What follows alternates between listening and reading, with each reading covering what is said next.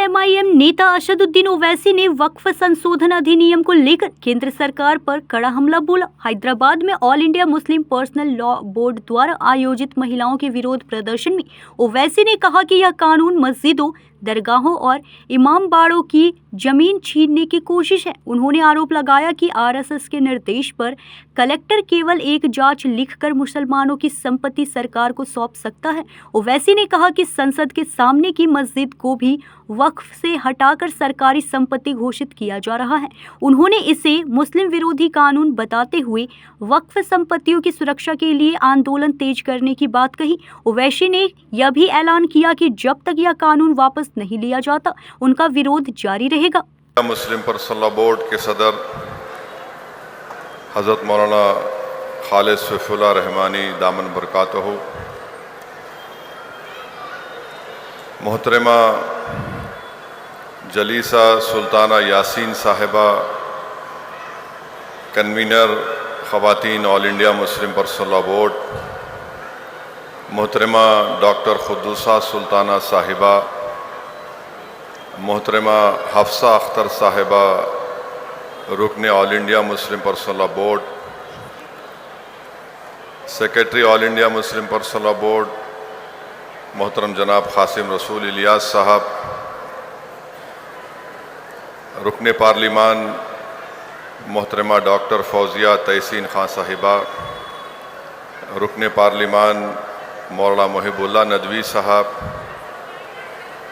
जनाब ज़ियाउद्दीन नैयर साहब सदर कुल हिंद मजलिस तामीर मिलत, शह नशीन पर तशरीफ़ फरमा मोअज़्ज़िज़ हाज़रीन इकराम, मेरी इज़्ज़तदार माँ और बहनों,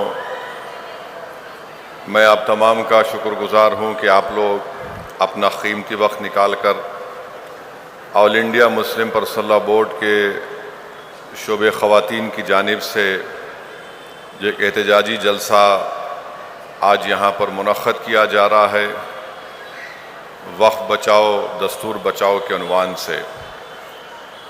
मेरी इज़्ज़तदार माँ और बहनों, आप जानते हैं कि अल्लाह सुब्हानहू तआला कुरान करीम में सूरह मोहम्मद की आयत नंबर 6 में ये फरमाता है, जिसका तर्जुमा उलमाए कराम ने किया कि अगर तुम अल्लाह की मदद करोगे तो अल्लाह तुम्हारी मदद करेगा और अल्लाह तुमको उस रास्ते में साबित कदम रखेगा।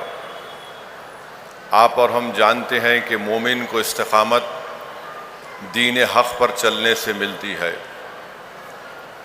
और हज़रत आदम अलैहिस्सलाम से लेकर मोहम्मद मुस्तफ़ा सल्लल्लाहु अलैहि वसल्लम तक दीन एक ही रहा, दीन के तक़ाज़े भी एक ही रहे और दीन की दावत भी एक ही रही।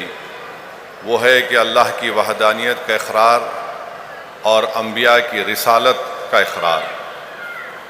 और मेरे अज़ीज़ दोस्तों और बुज़ुर्गों, मेरी इज़्ज़तदार माँ और बहनों, हमारे असलाफ़ ने बड़े मसाइब और मुश्किलात के सफ़र तय करके इस दीन को हम तक पहुँचाया। आप जानते हैं कि अगर कोई दीन इस्लाम की तारीख़ का मुताला करेगा तो ये दीन हमको सब्ज़ारों से या गुलज़ारों से चलकर नहीं मिला, ये दीन हमको सहराओं और कोसारों से चलकर मिला। ये दीन हमको किसी बादशाह के शीश महल से नहीं मिला, ये दीन हमको उहद, बद्र, हुनैन और करबला के जानबाजों से मिला। इस दीन की बुनियादों में अहले बैत का खून शामिल है। इस दीन की सरबुलंदी के लिए अब्बास अलमबरदार को अपना बाजू कुर्बान करना पड़ा। इस दीन की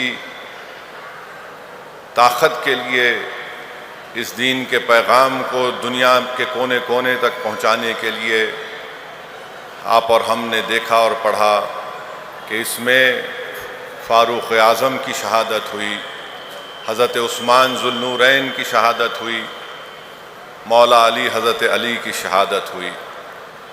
तो मेरे इज़्ज़तदार माँ और बहनों, आप और हमने अल्लाह के रसूल सल्लल्लाहु अलैहि वसल्लम की हदीस शरीफ को सुना, जिसमें रसूल अल्लाह सल्लल्लाहु अलैहि वसल्लम ने ان مجاہدین کا ذکر کیا جو اس دین حق پر چلتے تھے۔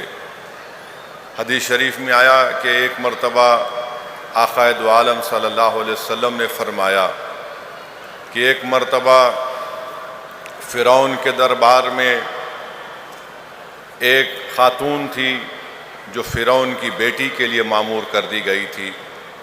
وہ فرعون کے بیٹی کے بال میں کنگا کر رہی تھی اور کنگھی اس کے ہاتھ سے نیچے گر گئی، تو اس نے جھک کر جب اس کنگھی کو اٹھایا تو اس کی زبان سے یہ الفاظ نکلے کہ آمنت برب موسیٰ اور ہارون۔ فرعون کی بیٹی کو بڑا غصہ آیا، اس نے کہا کہ کیا تو میرے باپ کو اپنا خدا نہیں مانتی؟ تو اس خاتون نے کہا کہ نہیں، میرا رب تو وہ ہے جو موسیٰ اور ہارون کا ہے۔ وہ جا کر اپنے باپ سے شکایت کرتی کہ ایک محل میں کام کرنے والی عورت ہے جس کو تمام آرام اور آسائش کی سہولتیں دستیاب ہیں، مگر وہ تجھے اپنا خدا نہیں مانتی۔ فرعون اس کو اپنے دربار میں بلاتا ہے اور اس سے پوچھتا ہے بتا کیا تو مجھے خدا نہیں مانتی؟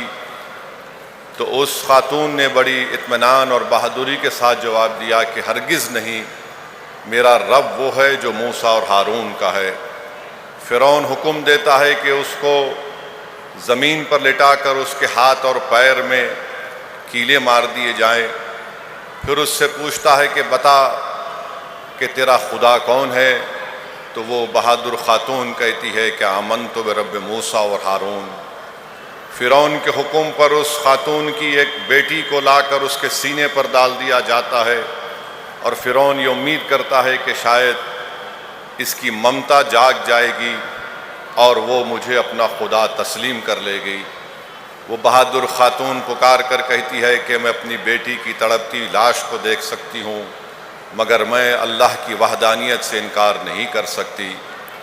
اس خاتون کے سامنے اس کی بیٹی کو قتل کر دیا جاتا ہے، پھر اس کے بعد اس خاتون کو بھی شہید کر دیا جاتا ہے۔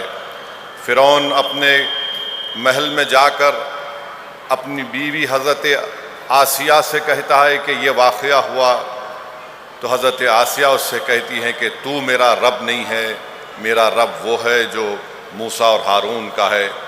فرعون کہتا ہے کہ میں تجھ سے بدترین تیرا حال کر دوں گا۔ حضرت آسیہ فرماتی ہیں کہ میرا رب وہ ہے جو موسیٰ اور ہارون کا ہے، تو میرا رب نہیں ہے۔